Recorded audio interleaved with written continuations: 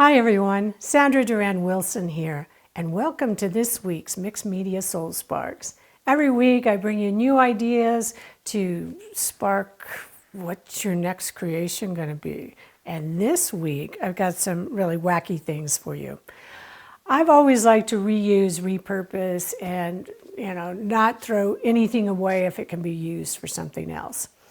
And over the past year of curbside shopping, I suddenly found myself with brown paper bags. I mean, usually I use all my grocery bags, but I thought, well, what can I do with these brown paper bags besides recycle them? And in art, of course, I came up with a way to do it. So it's actually something that's been around for a while. I've used it on walls in refinishing, and you can do some very interesting things in your house and walls with these.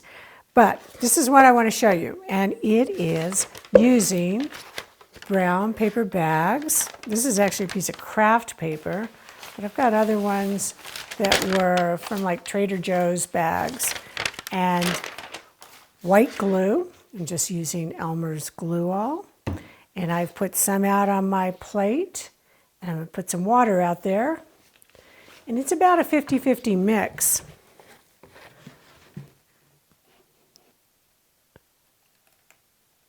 There we go. And you can also do this with other kinds of paper. I've seen some beautiful walls that were done using like bark paper. I even did my kitchen cabinets in bark paper, but just different kinds of paper, and you're basically laminating it onto a surface or onto a wall, and that's what I'm going to be showing you. So now I'm just going to mix my glue and water mixture together.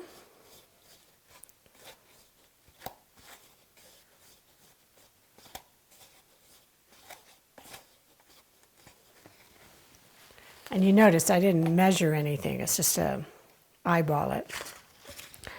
And I'm going to tear up some pieces of paper. Now this bag is a little thicker. It's going to give me a different texture. So let me just show you something first. Now this is a piece of plywood, and I just painted it with black gesso.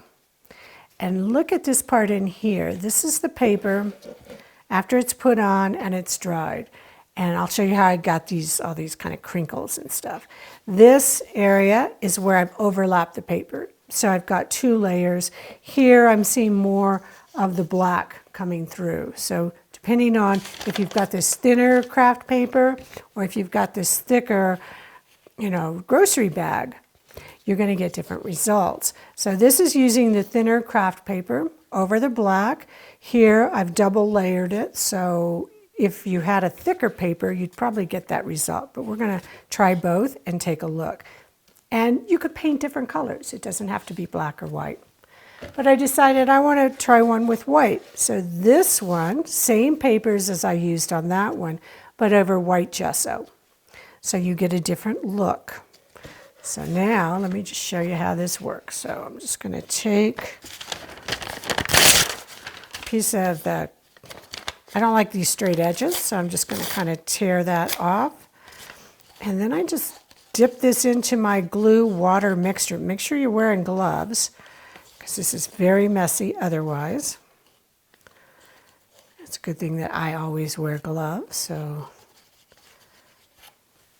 And I just dip it in there.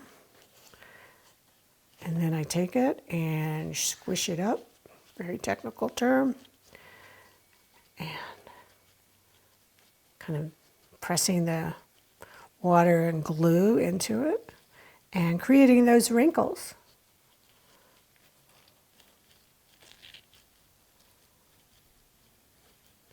It's kind of like doing paper mache in a way.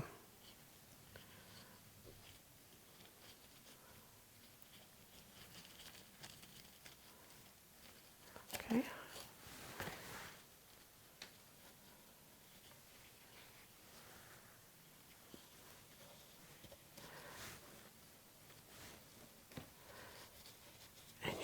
Press it down. want to look for some air bubbles. If you have any air bubbles, just rub them out with your finger. Now that was the craft paper. I want to try it now with the Trader Joe's bag. And this is a really heavy paper. And I'm not sure if that printing on the other side is going to show up or not. So we'll find out.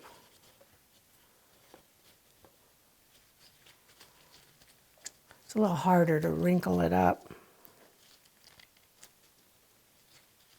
But if you give it a few seconds to soak in, it'll soften up that paper.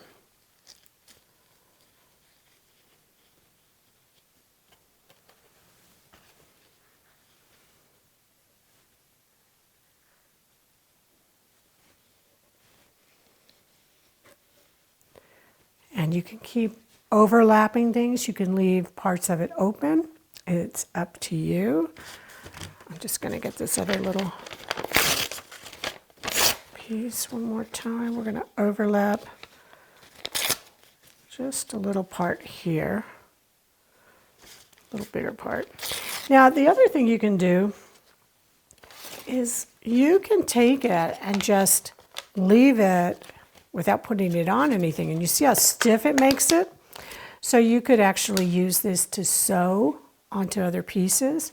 It's good for making books. I mean, come on, there's so many ideas. I bet you'll come up with some I haven't even thought of. But I like how it, it gives it this stiffness so it can become like a little sculptural part. Something you add. I like the idea of stitching it together onto paper. And then there's a trick that you want to do to this before you start to paint it. You can just take these things around the side, like that. Now it's going to need to dry, and I'm going to show you, get this out of the way. This area, I have sealed it. So what happens when the glue dries and you go to paint on it, it's going to rehydrate that glue. So you want to seal it so that doesn't happen. And what I like to use for sealing it, you can either go with something matte, and I'm going to see if you can see this sheen.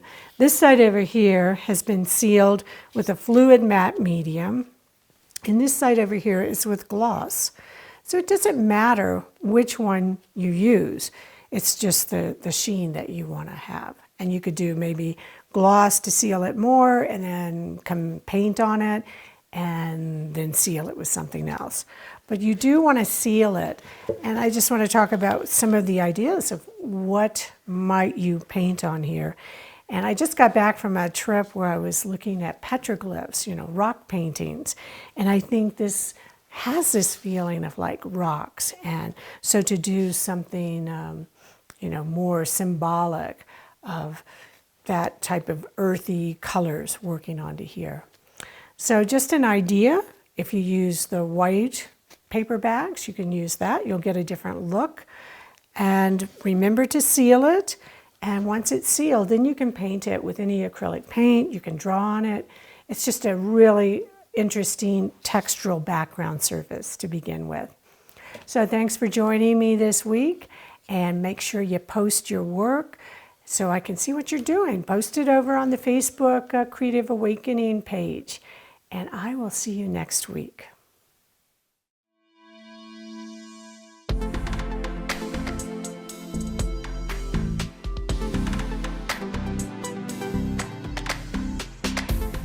Join the Creative Awakening community on Facebook, where you'll be able to post your art, connect with other creatives around the world, and ask questions.